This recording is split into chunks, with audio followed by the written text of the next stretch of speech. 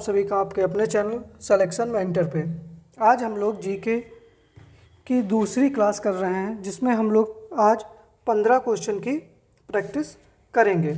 और प्रैक्टिस आप लोगों के लिए जीएस के लिए बहुत इंपॉर्टेंट है, क्योंकि यूपीएससी पेट एग्ज़ाम में आपके अकेले 50 नंबर की जो है वो जीएस आने वाली है।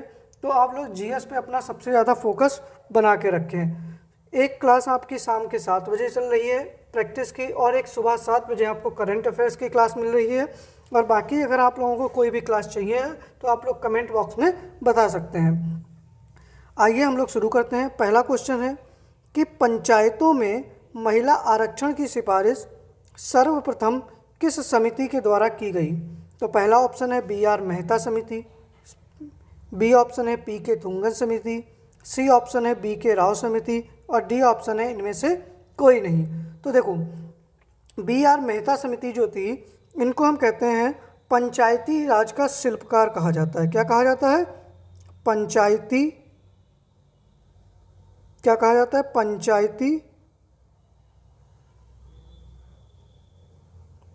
पंचायती राज का शिल्पकार।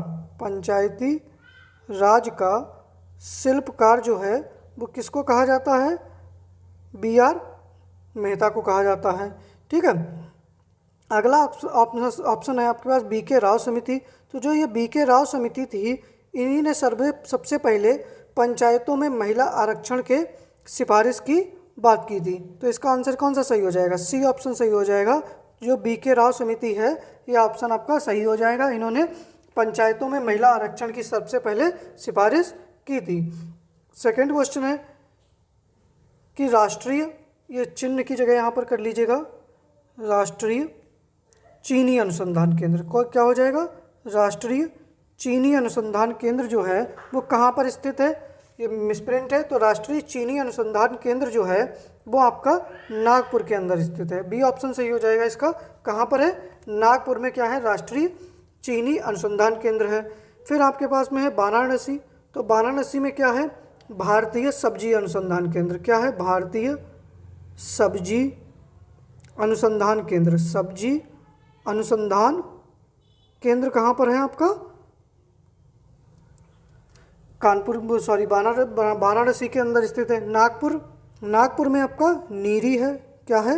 नीरी का हेडक्वार्टर है और नागपुर क्या है? संतरे उत्पादन के लिए फेमस है। डी ऑप्शन है आपके पास गोरखपुर में क्या है? आयुष विश्वविद्यालय। क्या है?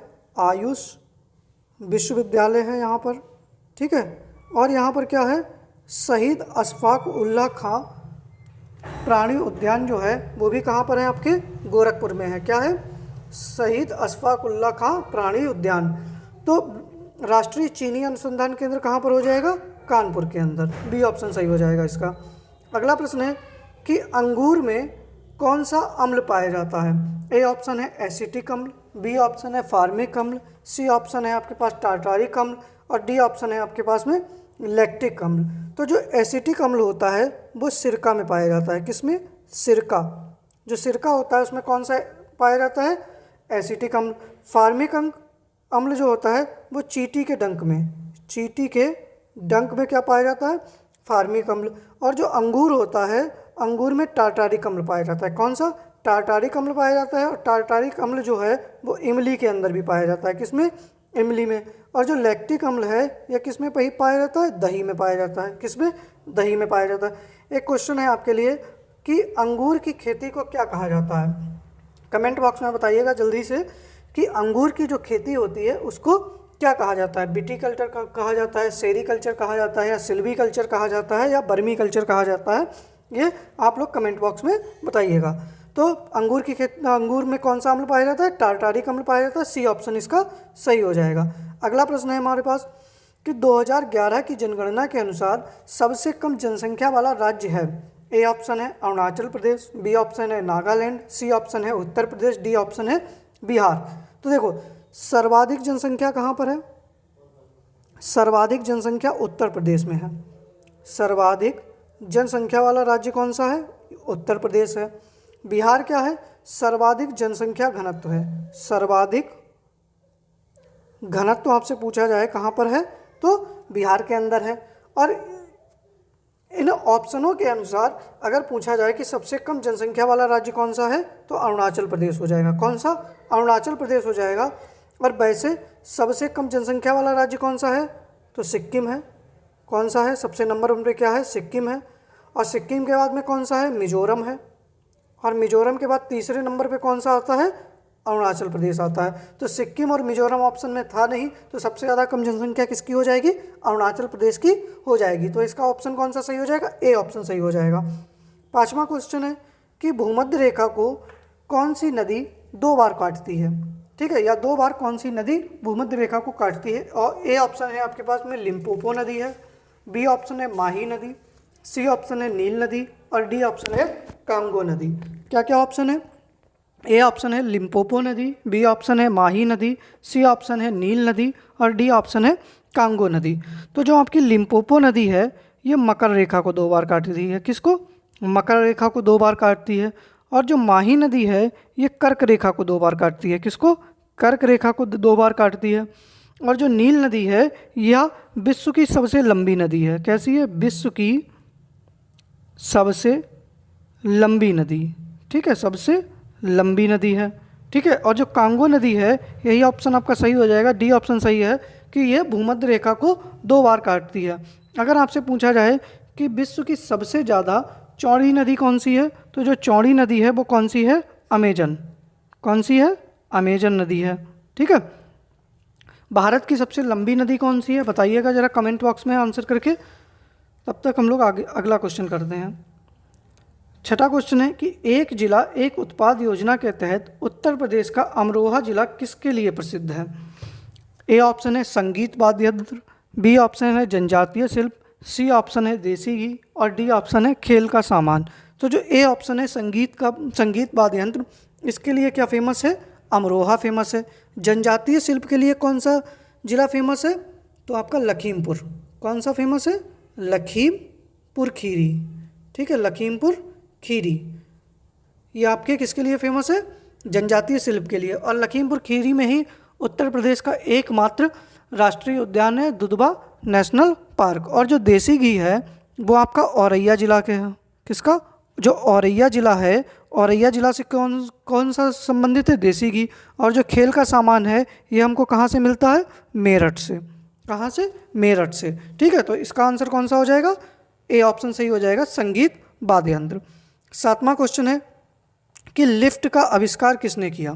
तो लिफ्ट का आविष्कार किसने किया? ए ऑप्शन है मार्टिन कूपर, बी ऑप्शन है आपका ओटिस, सी ऑप्शन है रोंटजन और डी ऑप्शन है रदरफोर्ड। तो मार्टिन कूपर ने किसका किया? जो मोबाइल फ़ोन। किसका किया है? मोबाइल जो फ़ोन है इसका आविष्कार किसने किया है? Martin Cooper. और ओटिस ने किसका आविष्कार किया है? लिफ्ट का। तो बी ऑप्शन सही हो जाएगा इसका। और रोंटजन ने किसका किया है? एक्स किरणों का। किसका? एक्स किरणों का किसने किया है? रोंटजन ने किया है। और रदरफोर्ड ने किसकी खोज की है? प्रोटॉन की। किसकी? प्रोटॉन की खोज जो है वो रदरफोर्ड ने की है। इलेक्ट्रॉन और न्यूट्रॉन की आप लोग बताइएगा कमेंट बॉक्स में। इलेक्ट्रॉन और न्यूट्रॉन की खोज किसने की है आप लोग तुरंत कमेंट बॉक्स में बताइएगा। तो लिफ्ट का आविष्कार किसने किया है? आपका ओटिस ने किया है। अगला प्रश्न है हमारे पास में कि गौरैया दिवस कब मनाया जाता है? 8वां प्रश्न है कि गौरैया दिवस कब मनाया जाता है? ए ऑप्शन है 18 अप्रैल, बी ऑप्शन है 20 मार्च, सी ऑप्शन है 25 अप्रैल और डी ऑप्शन है 29 अगस्त। तो 18 अप्रैल को आपका विश्व विरासत दिवस मनाया जाता है। कौन सा? विश्व विरासत दिवस। भारत का विरासत पशु क्या है बताइएगा कमेंट बॉक्स में। भारत का विरासत पशु क्या है? तो विश्व विरासत दिवस कब मनाया जाता है? 18 अप्रैल को। और गौरैया दिवस जो है वो 20 मार्च को मनाया जाता है। बी ऑप्शन सही हो जाएगा इसका। और जो 25 अप्रैल है, 25 अप्रैल को विश्व मलेरिया दिवस मनाया जाता है। क्या? विश्व मलेरिया दिवस। विश्व मलेरिया दिवस कब मनाया जाता है आपका? 25 अप्रैल को। और 29 अगस्त को हम क्या मनाते हैं? खेल दिवस। क्या मनाते हैं? खेल दिवस कब मनाते हैं? 29 अगस्त को मनाते हैं। ठीक है, अगला प्रश्न है हमारे पास में 9वां कि उदय भूमि किस राजनेता का समाधि स्थल है? ए ऑप्शन है KR नारायणन, बी ऑप्शन है शंकर दयाल शर्मा, सी ऑप्शन है गुलजारी लाल नंदा और डी ऑप्शन है इंदिरा गांधी। तो उदय भूमि जो है वो KR नारायणन से संबंधित है। ए ऑप्शन सही हो जाएगा इसका। KR नारायणन का जो समाधि स्थल है उसको क्या कहते हैं? उदय भूमि कहते हैं। और जो शंकर दयाल शर्मा हैं, इनकी जो समाधि स्थल है उसको कहते हैं कर्म भूमि। क्या कहते हैं? कर्म भूमि। और गुलजारी लाल नंदा जो हैं, इनकी समाधि स्थल को कहते हैं नारायण घाट। क्या कहते हैं? नारायण घाट कहते हैं। और जो इंदिरा गांधी हैं, इनकी समाधि स्थल को कहते हैं शक्ति स्थल। क्या कहते हैं? शक्ति स्थल कहते हैं। चैत्रा भूमि किसकी है? बताइएगा कमेंट बॉक्स में, चैत्रा भूमि किसकी है। अगला प्रश्न है 10वां कि लेप्चा जनजाति निम्न में से कहाँ पाई जाती है? ए ऑप्शन है आंध्र प्रदेश, बी ऑप्शन है तमिलनाडु, सी ऑप्शन है सिक्किम और डी ऑप्शन है आपके पास में मिजोरम। तो आंध्र प्रदेश के अंदर कौन सी जनजाति पाई जाती है? चेंचू। कौन सी? चेंचू जनजाति कहाँ पर पाई जाती है? आपकी आंध्र प्रदेश में। तमिलनाडु में कौन सी पाई जाती है? एक तो पलियान पाई जाती है। कौन सी? पलियान जनजाति पाई जाती है। और एक यहीं पर नीलगिरी की पहाड़ियों पर कौन सी जाति पाई जाती है? टोडा जनजाति पाई जाती है। और जो लेप्चा है वो आपकी सिक्किम में पाई जाती है। तो सी ऑप्शन सही हो जाएगा, सिक्किम। और मिजोरम में आपकी चकमा जनजाति पाई जाती है। कौन सी? चकमा जनजाति कहाँ पाई जाती है? आपकी मिजोरम के अंदर पाई जाती है।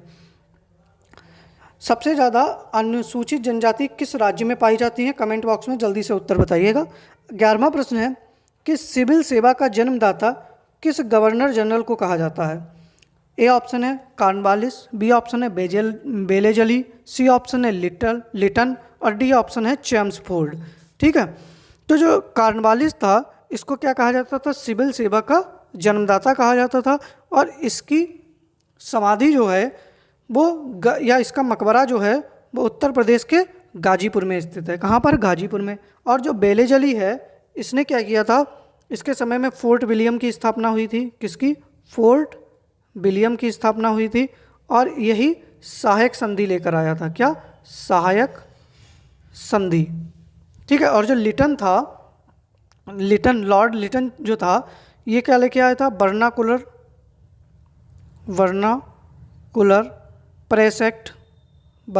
प्रेस एक्ट लेकर आया था ये।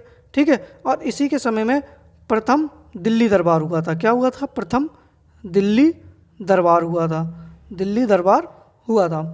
ठीक है। और जो अगला ऑप्शन है चेम्सफोर्ड, तो चेम्सफोर्ड के शासनकाल में क्या हुआ था? सबसे पहले तो सैडलर आयोग आया था। क्या आया था? सैडलर आयोग आया था। और इसी चेम्सफोर्ड के शासनकाल में रॉलेट एक्ट हुआ। क्या हुआ? रॉलेट एक्ट आया। ठीक है, रॉलेट एक्ट आया। तो सिविल सेवा का जन्मदाता किसको कहा जाता है? कॉर्नवालिस को। ए ऑप्शन इसका सही हो जाएगा। हमारे पास में 12वां क्वेश्चन है कि रुडोल्फ झील किस देश में स्थित है? रुडोल्फ झील किस देश में स्थित है? ए ऑप्शन है केन्या, बी ऑप्शन है रूस, सी ऑप्शन है कजाकिस्तान और डी ऑप्शन है शिकागो। तो देखो केन्या, तो इसका आंसर क्या हो जाएगा? केन्या। रुडोल्फ झील जो है वो कहाँ स्थित है? केन्या। और इस रुडोल्फ झील का एक अन्य नाम है तुर्काना झील। क्या नाम है?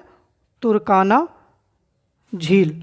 ये कहाँ पर है? आपके केन्या के अंदर है। रुडोल्फ झील कहाँ है? केन्या में। और इसका एक अन्य नाम क्या है? तुर्काना झील। रूस में कौन सी है? बैकाल झील है। कौन सी है? बैकाल झील है। कजाकिस्तान के अंदर कौन सी है? बालखस झील है। कौन सी है? बालखस झील कहाँ पर है? आपकी कजाकिस्तान के अंदर है। और शिकागो में आपकी कौन सी है? मिशिगन झील जो है वो आपकी कहाँ पर है? शिकागो के अंदर स्थित है। ठीक है। तो रुडोल्फ झील कहाँ पर है? ए ऑप्शन सही हो जाएगा, केन्या के अंदर स्थित है। ठीक है। 13वां क्वेश्चन है कि ऊतक का अध्ययन विज्ञान की किस शाखा में किया जाता है? ए ऑप्शन है नेफ्रोलॉजी, बी ऑप्शन है हिस्टोलॉजी, सी ऑप्शन है एडिनोलॉजी और डी ऑप्शन है होरोलॉजी। तो देखो जो नेफ्रोलॉजी होती है इसमें किसका अध्ययन किया जाता है? गुर्दों का। किसका? गुर्दों का अध्ययन कहाँ किया जाता है? या किडनी का अध्ययन आपका कहाँ किया जाता है? नेफ्रोलॉजी में। और जो हिस्टोलॉजी है, हिस्टोलॉजी में आपका किसका अध्ययन किया जाता है? ऊतक का। तो बी ऑप्शन सही हो जाएगा। और जो एडिनोलॉजी है इसमें ग्रंथियों का अध्ययन किया जाता है। किसका? ग्रंथियों का अध्ययन कहाँ किया जाता है? एडिनोलॉजी में। और जो होरोलॉजी है या किससे संबंधित है? समय माप का अध्ययन। समय माप का अध्ययन किसमें किया जाता है? होरोलॉजी में। तो ऊतक का अध्ययन विज्ञान की किस शाखा में होता है? हिस्टोलॉजी में होता है। बी ऑप्शन इसका सही हो जाएगा। 14वां प्रश्न है हमारे पास कि उगते सूर्य का देश किसे कहा जाता है। क्या प्रश्न है? उगते सूर्य का देश किसे कहा जाता है? ए ऑप्शन है फिनलैंड, बी ऑप्शन है नॉर्वे, सी ऑप्शन है जापान और डी ऑप्शन है तुर्की। तो देखो, उगते सूर्य का देश जो है वो किसे कहा जाता है? जापान को। सी ऑप्शन सही हो जाएगा इसका। किसे कहा जाता है? जापान को। ठीक है। फिनलैंड को क्या कहा जाता है? हजार झीलों की भूमि कहा जाता है। क्या? हजार झीलों की भूमि किसे कहा जाता है आपका? फिनलैंड को कहा जाता है। और नॉर्वे को क्या कहा जाता है? नॉर्वे को कहा जाता है अर्धरात्रि का सूर्य। एक सेकेंड, अर्धरात्रि का सूर्य किसको कहा जाता है? अर्धरात्रि का सूर्य जो है वो नॉर्वे को कहा जाता है। और हजार झीलों की भूमि किसको कहा जाता है? फिनलैंड को। और तुर्की को क्या कहा जाता है? यूरोप का मरीज कहा जाता है। यूरोप का मरीज क्या कहा जाता है? यूरोप का मरीज कहा जाता है। और उगते हुए सूर्य का देश किसको कहा जाता है? जापान को कहा जाता है। अच्छा, आप लोग बताइए कि एशिया का मरीज किसको कहा जाता है? एशिया का मरीज किसे कहा जाता है?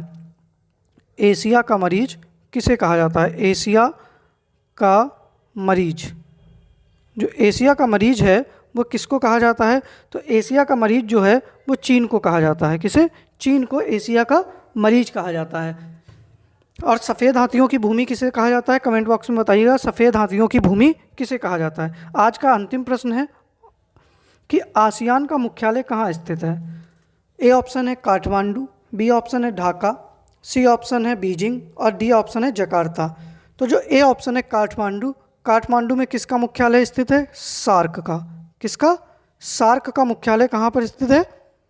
आपका काठमांडू में स्थित है। ठीक है। और सार्क में कितने सदस्य देश हैं? तो सार्क में 8 सदस्य देश हैं। कितने? टोटल 8 सदस्य हैं। ढाका में किसका मुख्यालय है? बिम्स्टेक का है। किसका है? बिम्स्टेक का मुख्यालय है। और कितने सदस्य हैं? कुल 7 सदस्य हैं। ठीक है। कितने सदस्य हैं? 7 सदस्य हैं। और जो बीजिंग है, बीजिंग में किसका मुख्यालय है? SCO, संघाई सहयोग कारपोरेशन जो है उसका मुख्यालय कहाँ पर है? बीजिंग में है। और आसियान का मुख्यालय जो है वो डी ऑप्शन सही हो जाएगा आपका, जकार्ता के अंदर स्थित है। ठीक है। और आसियान की स्थापना कब की गई थी? वर्ष 1967 में आसियान की स्थापना की गई थी। और कितने सदस्य हैं? 10 सदस्य हैं। कितने? आसियान के कितने सदस्य हैं? 10 सदस्य हैं। तो आसियान का मुख्यालय कहाँ पर हो गया? जकार्ता। डी ऑप्शन इसका सही हो जाएगा। अब उम्मीद करते हैं कि आप सभी लोगों को ये प्रैक्टिस क्लास पसंद आ रही होगी। अगर आप लोगों को वीडियो पसंद आ रही है तो वीडियो को शेयर करें, सब्सक्राइब करें। और अगर आप लोगों का कोई प्रश्न है तो आप लोग हमसे कमेंट बॉक्स में पूछ सकते हैं। और इसकी PDF जो है वो आपको हमारे टेलीग्राम का जो लिंक दे रखा है, आप टेलीग्राम चैनल पे हमारे इसकी PDF आपको मिल जाएगी। वीडियो आपको पसंद आ रही है तो आप सभी से निवेदन है कि एक बार हमारे चैनल को अधिक से अधिक शेयर करें, क्योंकि जितने ज़्यादा सब्सक्राइबर होंगे तो हम लोग लाइव क्लास ले पाएंगे। जितनी जल्दी 1000 सब्सक्राइबर होंगे तो हम लोग लाइव क्लास लेना शुरू कर सकते हैं। तो आप सभी से निवेदन है कि एक बार आप लोग सभी लोग शेयर करें वीडियो को और अधिक से अधिक सब्सक्राइब करें। धन्यवाद।